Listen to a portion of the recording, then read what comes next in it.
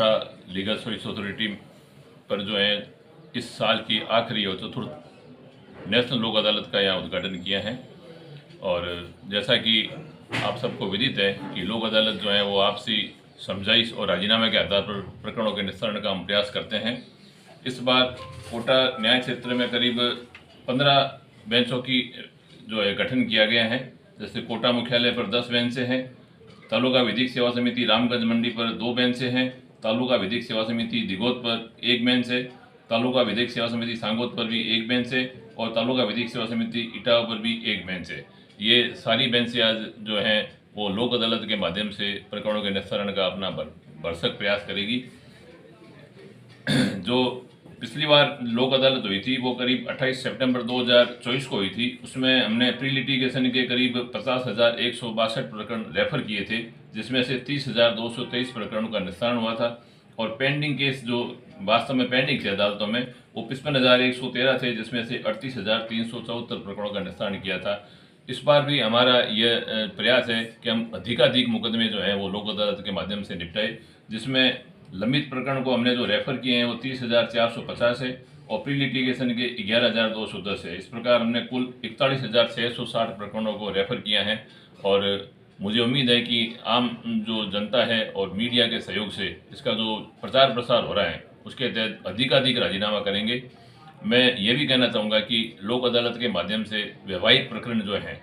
उसमें जो है हम कोशिश करते हैं कि परिवार बसे और राजीनामे का पूरा प्रयास करते हैं। और कोटा न्याय क्षेत्र में ये सुखद अनुभव रहा है कि बहुत से परिवार जो लंबे समय से बिछड़े हुए थे वो आपस में शांतिपूर्वक और अपने बच्चों सहित जो है वो निवास करने लग गए हैं। दूसरा जो है मैं कहना चाहूँगा MACT के प्रकरण है। तो MACT के प्रकरण में जो यथाशीघ्र जो है वो न्याय चाहिए, क्योंकि कोई विधवा है या कोई जो भी उनके यतीम बच्चे आदि हैं उनको जो घरेलू आर्थिक सहायता चाहिए तो उसमें जल्दी शीघ्रता शीघ्र उस प्रकरण का निस्तारण हो। इसके लिए लोक अदालत के माध्यम से हम बीमा कंपनी के जो एडवोकेट है और बीमा कंपनी के जो अधिकारी है हमारी जो है राजसा लेवल पर भी जो है उनको ये डायरेक्शन देते हैं और उनको कहते हैं कि आप यहाँ आओ और प्रकरणों में अधिकाधिक राजीनामा करो। और मुझे खुशी है कि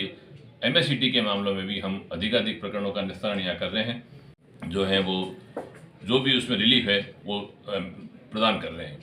दूसरी ये जो बात रही हमारी कि हम सिविल केस और कंपाउंडेबल जो केस है उसमें भी हम राजीनामे का प्रयास करते हैं। सिविल केसेज में जो राजीनामा होने का एक बहुत बड़ा फ़ायदा यह है कि जो कोर्ट फीस होती है, जैसे मैं यहाँ डिस्ट्रिक्ट जज के रूप में हूँ तो यहाँ कई बार जो मुकदमे में कोर्ट फीस लाखों रुपए में होती है, तो राजीनामा करने से वो कोर्ट फीस हम वापस उनको लौटा देते हैं, तो ये एक बहुत बड़ा फ़ायदा है। फिर छोटे मोटे जो भी लड़ाई झगड़ों के मामले हैं तो हम ये चाहते हैं कि छोटे मोटे मामले जो राजीनामा जिनमें हो सकता है राजीनामा हो जाए और हमारा सारा ध्यान जो है वो महत्वपूर्ण मुकदमों पे जाए, क्योंकि आप जानते हैं कि जो फौजदारी और सिविल मुकदमे हैं वो अत्यधिक संख्या में बढ़ रहे हैं। तो लोक अदालत एक ऐसा माध्यम है कि छोटे छोटे मुकदमों को हम जो है कोशिश करके वहीं निपटा दे, क्योंकि हर मुकदमे का जो प्रक्रिया तो वही दे रखी है, इसलिए राजीनामे से जो प्रकरण निस्तारण हो जाए उसके लिए प्रयास करते हैं। दूसरा, लोक अदालत का जो सबसे बड़ा फ़ायदा ये है कि इसमें जो पक्षकार है जो राजीनामा करते हैं उसकी कहीं पर भी अपील नहीं होती है, वो फाइनल हो जाता है। आप जैसा कि जानते हैं अदालत में जो मान लो म्यूनसिपल कोर्ट में या सिविल जज के यहाँ जो कोई मुकदमा है तो उसकी अपील डिस्ट्रिक्ट जज के यहाँ, डिस्ट्रिक्ट जज की appeal high court, high court की अपील सुप्रीम कोर्ट, तो इस तरह से जो अपीलें चलती रहती है मुकदमा एक कोर्ट से दूसरी कोर्ट में चला जाता है। लोक अदालत से जो है वो मुकदमा का अंतिम रूप से निस्तारण होता है और भाईचारा को बढ़ावा मिलता है। वैसे लोक अदालत में जो है आम जनता के लिए हम जो ये बिजली और पानी के बिल से संबंधित है, टेलीफोन से बिल से संबंधित है, इनके भी अधिकारियों को बुलाते हैं और उनका जो प्री लिटिगेशन विवाद होता है हम यहाँ प्रयास करते हैं कि यहीं कहीं निपट जाए। मुझे खुशी है कि जैसे बिजली बिल जो बड़े हुए लोगों के पास आते हैं यहाँ हम उनको बुला करके और काफ़ी उनमें रिलीफ प्रदान करने का कोशिश करते हैं। डिपार्टमेंट वालों को भी कहते हैं कि आप थोड़ा खुले दिल से बैठे और जो कोई इनमें गलती हो गई तो उनको यहाँ सुधार लें, क्योंकि इनमें बड़ा गैप रहता है डिपार्टमेंट में और आम जनता में। दूसरा, जो बैंक से लोन लिए हुए हैं और कई बार वो जो अधिकतम ब्याज भर देते हैं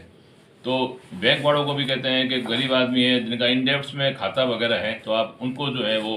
जल्दी से जल्दी इसमें रिलीफ दे सके उतना रिलीफ दे। और मुझे खुशी है कि बैंक वाले भी इसमें पूरा सहयोग करते हैं।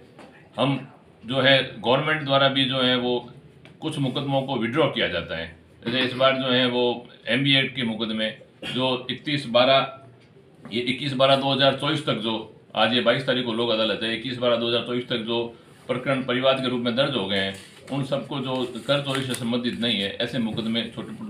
मुकदमे हैं, उनको वापस भी गवर्नमेंट जो है ले लेती है। जुआ अधिनियम की धारा 13 के तहत है, ध्वनि नियंत्रण अधिनियम की धारा 6 के अंतर्गत है, धूम्रपान निषेध अधिनियम का है, सिगरेट और अन्य तंबाकू उत्पादन विज्ञापन से प्रतिषेध के लिए जो धारा 4(21) के जो है, महामारी अधिनियम के जो अपराध जो है, जो आईपीसी में 188,